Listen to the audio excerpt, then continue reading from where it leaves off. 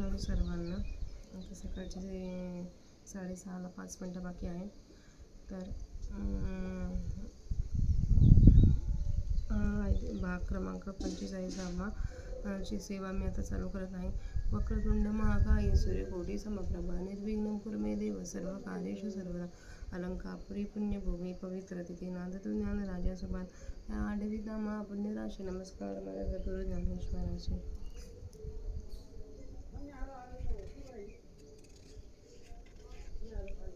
देवाकोटीची हे ऐकता बोधू उपजतसे चित्ता. मा अनुभवे तल्लीनता नवे लखेवी. म्हणून येत काही अनारिसे नाही. परिणाव भरी चित्ता देई बोला ऐका. आता कृष्णा तू सांगितला योगू. तो मना तरी आला सांगू. परी न शके करू पांगू योग्य तेचा. सहजे अंगिक जे तुली आहे ते तुली याची जरी सिद्धी जाय. तरी हाची मार्गू सुख पाय अभ्यासीन. ना तरी देव जैसे सांगतील तैसे आपण पाझरी न ठकील. तरी योग्य ते विन होईल तेची पुस. जीवाची ऐसी धारणा म्हणून पुसावया झाले कारण. मग म्हणे तरी आपण चित्त देईजे. हा हो जी अवधारिले हे जे साधन तुम्हा निरपले. आवडते आहे अभ्यासिले पाहू शके. ही योग्य ते विन नाही ऐसे हा ना आहे काही. कृष्ण म्हणते तरी काय धरा. हे काज किरे निर्वाण परी आणि काही जे काय साधारण. तेही अधिकाराचे ओढविन काय सिद्धी जाणे. योग्यता जे म्हणजे ते प्राप्तीचे आधीन जाणवे.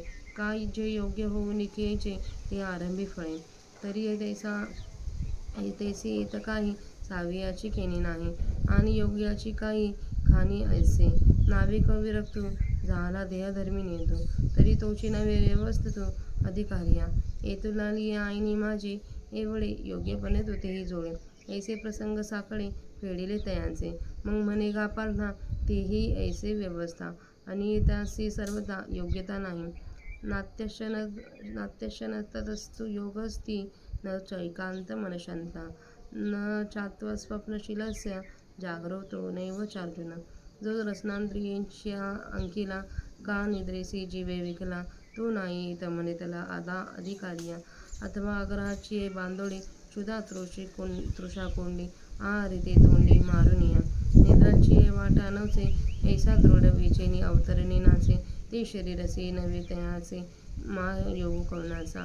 म्हणून अतिशय विषय सेवावा तैसा विरोध न व्हावा. का सर्वथा विरोध करावा हेही नको.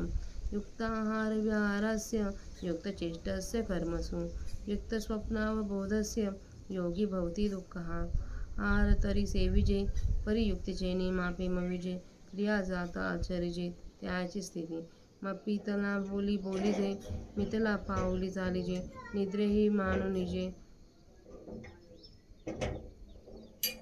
अवसरे एके. जागणे जरी झाले तरी व्हावे ते मितले. येतुलिनी धातू साम्य संचले असेल सुख.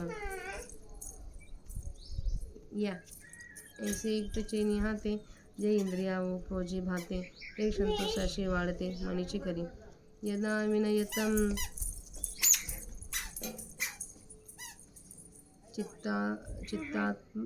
चित्तमात्यात्मेव व्यतिष्ठते. निस्पृहा सर्व कामभ्य युक्त इत्युच्यते सदा. बाह्ययुक्तीची मुद्रा पडे तेव्हा आतसुख वाढे. ते तथागतेची योग घडे नाभ्यसिता. जसे भाग्याची आफळसे उद्यमाचे नेमिसे. मग समृद्धी जाता पैसे घर रेगे. शूज काढा बाबू. शूज काढून ठेवा. देव बाप्पा करतो ना आपण शूज काढायचा असतो. शूज काढायचा असतो. तिकडे काढा. तिकडे जाऊन काढा. तैसा युक्ती मौक्ती कौतुके अभ्यासाची या मोहरा टाके. आणि आत्मसिद्धीचे पिके अनुभवे तयाचा. म्हणून युक्ती हे पांडवा घडे जयास दैवा. तो अपवर्गाची या रानावा अलंकारिजे. दीदी आमचा शूज काढ ना. अपवर्गाची या राणीवा.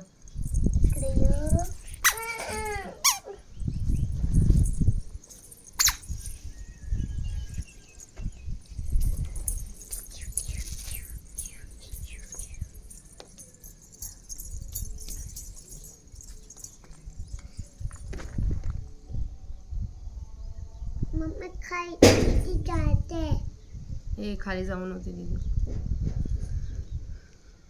हात जोडून बसा. मोला ढाके आणि आत्मसिद्धीचे पेके अनुभवता येतात. म्हणून युक्ती हे पांडवा गळे जयास देवा, तो पवर्गची रानावा अलंकारीजे. यथ दीपो निवातस्थो नीळगते सोपमा स्मृता, योगिनो यत चित्तस्य योजतो योगमात्मनाः. युक्ती योगाचे अंग पावे, ऐसे प्रयाग होय जे बरवे, ते क्षेत्र संन्यासे स्थिरावे मानस जयाचे. त्यात योगयुक्त मन हेही प्रसंगे जाण, ते दीपाचे उपलक्षण निर्वातीची या. आता तुझे मनोगत जाणुनी, काही ऐकन आम्ही म्हणून, ते निघे चित्त देऊनी परिसावेगा.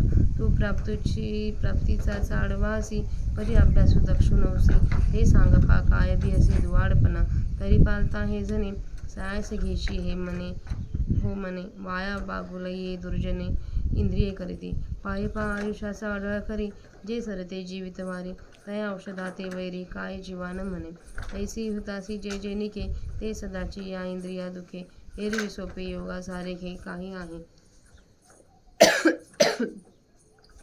यत्र परमते चित्तम निरुद्धम योग सेवया, यत्र चैवात्मनात्मनं पश्यन्नात्मनि तुष्यति, सुखमात्यनित्यकं यत तद् बुद्धिग्राह्यमतीन्द्रियं, वेति यत्र न चैवायं स्थितश्चलति तत्त्वतः.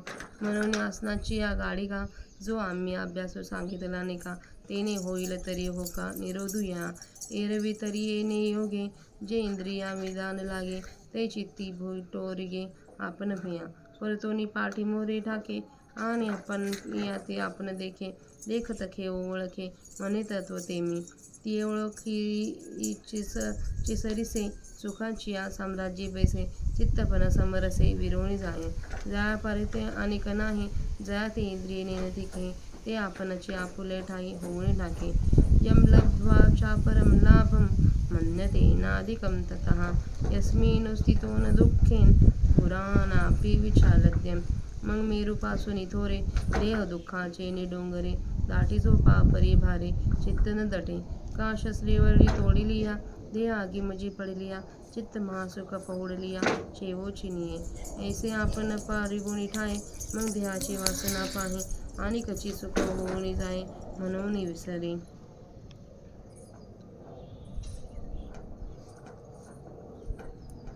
तर असं आपल्या 40 वाचून झाले आहे. त्याच्या पुढचं आता मी त्याचा मराठीचा अर्थ तुम्हाला मी सांगते.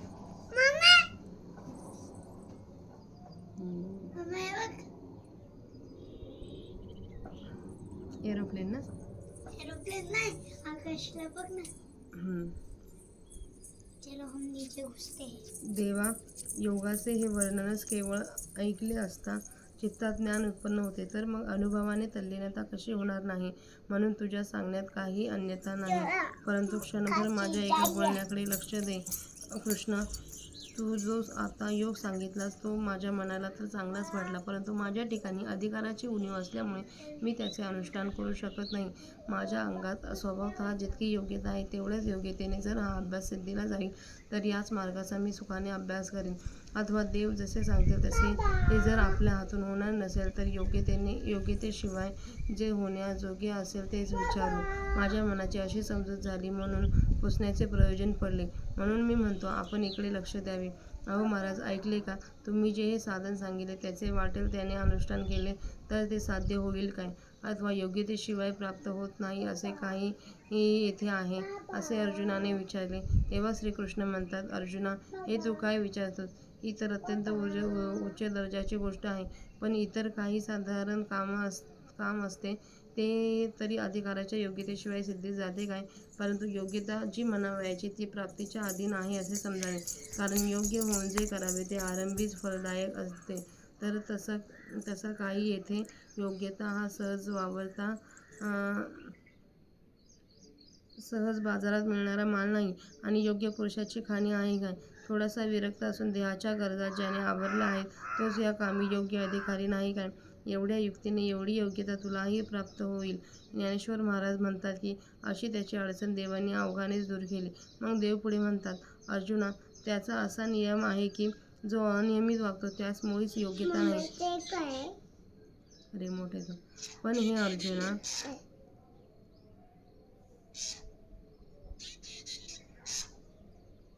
अति खाणारा अथवा अगदीच न खाणारा, अति झोप घेणारा अथवा मुळीच न झोपणारा असा जो असेल त्याला योग प्राप्त होणार नाही.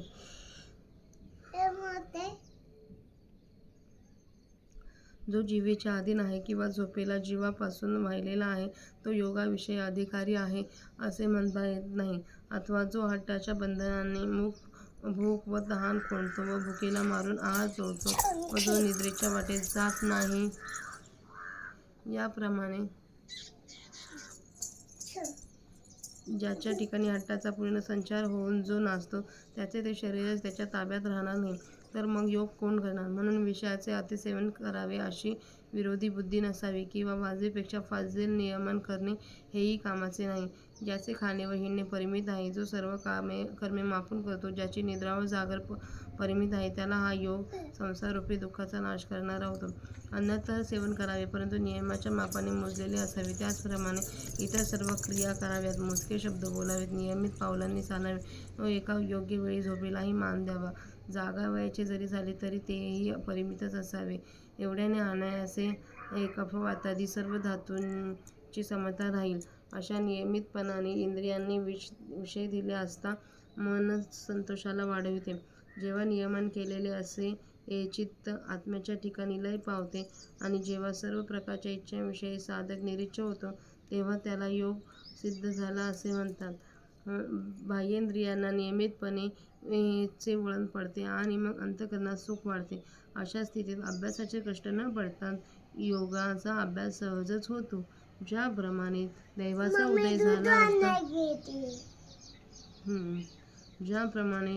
उदय झाला असता मग उद्योगाचे निमित्त होते, नंतर सर्व ऐश्वर्य आपोआप घरी चालत येतात, त्याप्रमाणे नियमाने वावरणारा पुरुष ज्या वेळेस लीलेने आपला मोर्चा योगाभ्यासाकडे वळवतो त्याच वेळेला त्याचा अनुभव आत्मप्राप्त रूपाने पिकतो.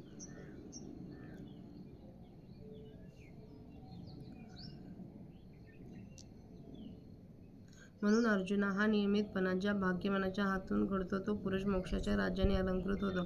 निवाऱ्याच्या जागी असलेला दिवा ज्याप्रमाणे हालत नाही, तीच उपमा चित्ताचे नियमन केलेल्या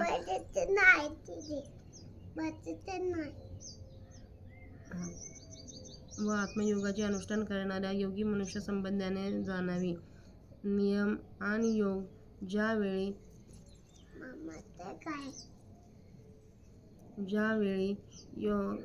एकत्र होतात व असा दोघांचा प्रयागरूप चांगला संगम जेथे होतो, त्या ठिकाणी ज्यांचे मनक्षेत्र संन्यास करून स्थिर होते, त्याला तू योगमुक्त म्हण. त्या पुरुषाच्या मनाच्या स्थितीला निर्वातस्थळीच्या दिव्याची उपमा योग्य होईल, हेही तू प्रसंगानुसार समज. आता तुझ्या मनातील अभिप्राय ओळखून तुला मी काही थोडे सांगतो, ते तू चांगले चित्त देऊन ऐक. तू प्राप्तीची इच्छा बाळगतोस, परंतु अभ्यास करणाऱ्याविषयी तत्पर असत नाही. तर सांग बाबा, तू कठीणपणाला भितोस काय? तरी अर्जुना, यात कष्ट आहेत, असा तुझ्या मनाचा ग्रह कदाचित होऊन बसेल, तर तो तसा होऊ देऊ नकोस. ही दुष्ट इंद्रिये याचा उगाच बाऊ करतात. पहा बरे, आयुष्याला स्थिर करणारे व संपत आलेल्या जीविताला मागे आणणारे जे औषध त्याला जिव्हा शत्रू समजत नाही काय? त्याप्रमाणे आपल्या हितात जे जे चांगले आहे ते या इंद्रियांना सदोदित दुःखकारक वाटते. एरवी योगासारखे सोपे काही आहे काय? येथे योगाच्या अभ्यासाने नियमन पावलेले चित्त विषयापासून परावृत्त होते.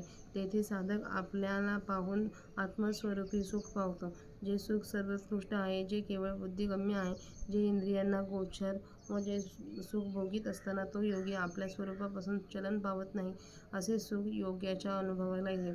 म्हणून आसनाच्या बळकटपणापासून आरंभ करून जो आम्ही तुम्हाला चांगला योगाभ्यास सांगितला, त्या योगाने या इंद्रियांचा निरोध झाला तर होईल. एरवी तरी या योगामुळे ज्या वेळेला इंद्रियांचा निग्रह होतो